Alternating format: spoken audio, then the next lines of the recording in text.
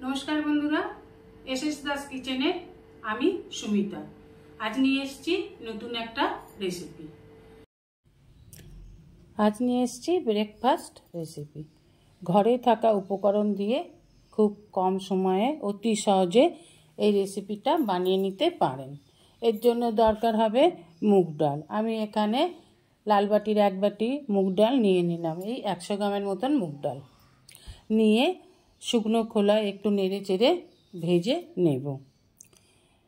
মুগ ডাল ভেজে নিলে মুগ ডালের স্মেলটা খুব সুন্দর লাগে। মুগ ডালটাকে ভেজে নামিয়ে নিয়ে জল দিয়ে ভালো করে ধুয়ে নিলাম। এবার ওভেনে কড়া বসে দিয়ে দেবো। এখানে আমি দুটো বড় আলু কেটে নিয়েছি। আলুগুলোকে সিদ্ধ করে নিতে হবে। এবার আলু আর মুগ ডাল একসাথে দিয়ে দেব। যে সাদা ফেনাটা হবে সেই জলটা পুরো ফেলে দেব। দিয়ে আর একটু জল দিয়ে মুগ ডাল আর আলু একেবারে সিদ্ধ করে নামিয়ে নেব। জল থাকবে না বললেই চলে। জল খুব কম দিয়ে সিদ্ধটা করে নিতে হবে। দেখুন মুগ ডাল আর আলু সিদ্ধ হয়ে গেছে। এবার নামিয়ে ঠান্ডা করতে দিয়ে দিতে হবে। এবার মেখে নিতে হবে ময়দাটাকে। নিয়ে নেব এই বাটি 1.5 বাটি ময়দা। 500 গ্রামের মতন ময়দা। আপনারা আপনাদের পরিমাণ মতনই নেবেন। নিয়ে নেবেন পরিমাণ মতন লবণ। আর নিয়ে নেব বড় চামচের 2 চামচ সাদা তেল। এবার নিয়ে নেব 1 টিস্পুন চিনি। এবার সমস্ত উপকরণগুলোকে খুব ভালোভাবে মিশিয়ে নেব। এবার অল্প অল্প জল দিয়ে একটা ডো বানিয়ে নিতে হবে। অল্প অল্প জল দিয়ে ময়দাটাকে খুব ভালোভাবে মেখে নেব। ময়দাটা না বেশি শক্ত হবে না বেশি নরম হবে, এই রকম হবে। এবার দিয়ে দেব ঢাকা 5 মিনিটের জন্য। এবার বানিয়ে নেব পুরটাকে। ওভেনে কড়া বসিয়ে দিয়ে দেবো সাদা তেল, দিয়ে দেবো ফোড়ন, দিয়ে দেবো 1 টিস্পুন গোটা ধনে, 1 টিস্পুন সাদা জিরে, 1 টিস্পুন কালো জিরে। ফোড়নটাকে 1 সেকেন্ডের মতন খুব ভালোভাবে ভেজে নেব। যখন ফোড়ন দিয়ে সুন্দর গন্ধ ছেড়ে যাবে তখন দিয়ে দেব পরিমাণ মতন লবণ। আর দিয়ে দেবো 1 টিস্পুনের মতন হিং। হিং দিলে স্মেলটা খুব ভালো লাগে, এই জন্য একটু হিং দিয়ে দিলাম। এবার সমস্ত উপকরণগুলোকে খুব ভালোভাবে মিশিয়ে ভেজে নিলাম। এইভাবে ভেজে নিতে হবে। সুন্দর একটা স্মেল ছাড়ছে হিং দেবার জন্য। এবার দিয়ে দেবো সেদ্ধ করে রাখা মুগ ডাল আর আলু।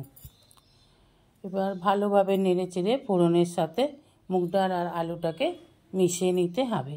আলুটাকে একটু ভালো করে ম্যাশ করে নিতে হবে। এখানে বলে রাখি, যেসব বন্ধুরা আমার চ্যানেলটিকে সাবস্ক্রাইব করে আমার পরিবারের সদস্য হয়েছেন তাদের অসংখ্য অসংখ্য ধন্যবাদ। যারা এখনও আমার চ্যানেলটিকে সাবস্ক্রাইব করেননি, আমার পরিবারের নতুন দর্শক, তাদের কাছে অনুরোধ রইল আমার চ্যানেলটিকে সাবস্ক্রাইব করে আমার পরিবারের সদস্য হবার জন্য। পাশে থাকা বেল আইকনটিতে ক্লিক করে দেবেন নিউ ভিডিওর আপডেট যাতে সবার আগে আপনার কাছেই পৌঁছে যায়। দিয়ে দেব 1 টিস্পুন হলুদ গুঁড়ো, লাল লঙ্কার গুঁড়ো, জিরে গুঁড়ো আর গরম মশলার গুঁড়ো। খুব ভালোভাবে মশলাটাকেও এবার মিশিয়ে নেব। এইভাবে পুরো মশলাটাকে মিশিয়ে নিতে হবে। এবার দিয়ে দেব 1 টিস্পুন চিনি। চিনি দিলে একটু মিষ্টি মিষ্টি হয় আর টক ঝাল মিষ্টির টেস্টটা বহুগুণ বেড়ে যায়। দিয়ে দিলাম 1 টিস্পুন আমচুর। আপনাদের কাছে আমচুর না থাকলে একটু লেবুর রসও দিয়ে দিতে পারেন। দিয়ে দেবো ধনেপাতা কুচি। এবার খুব ভালোভাবে নেড়ে চেড়ে সমস্ত উপকরণগুলোকে ভালোভাবে মিশিয়ে নেব। দেখুন পুরটা আমার হয়ে গেছে। এবার নামিয়ে নিতে হবে।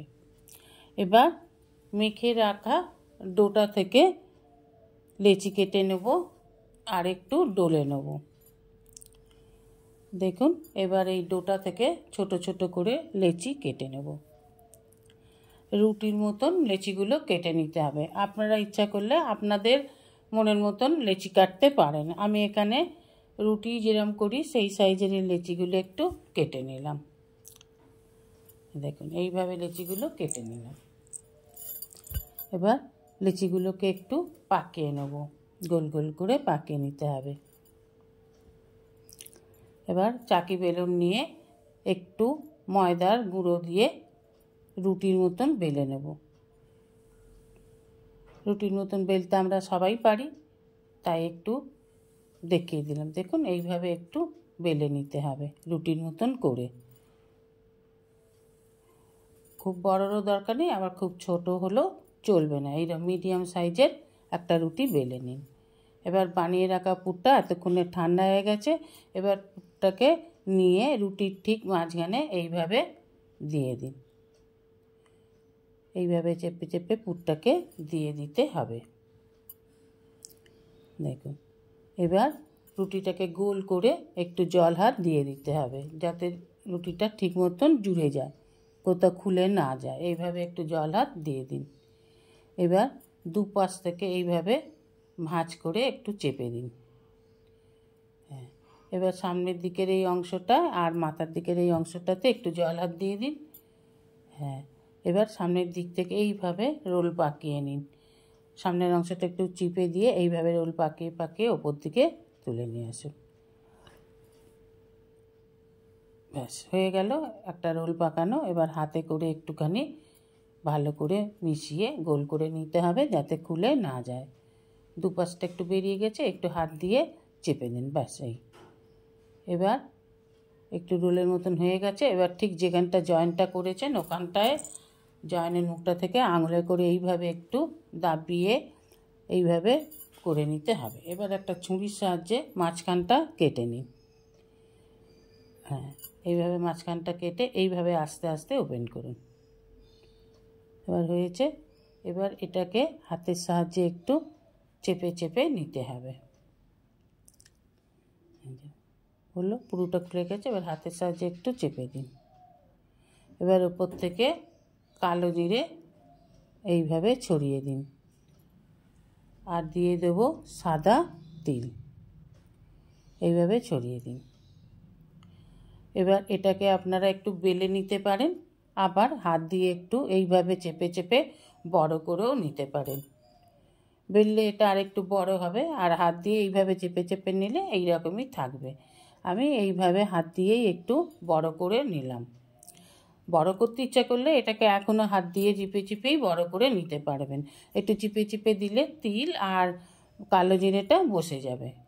হ্যাঁ, এইভাবে দেখুন আমি 4টে বানিয়ে নিয়েছি। ইচ্ছা করলে আপনারা একটু বেলে নিতেও পারেন, সেক্ষেত্রে পরোটাগুলো একটু বড় হবে। এবার ওভেনে একটা ফ্রাইং প্যান বসিয়ে দিয়ে দেবো 2 চামচ সাদা তেল।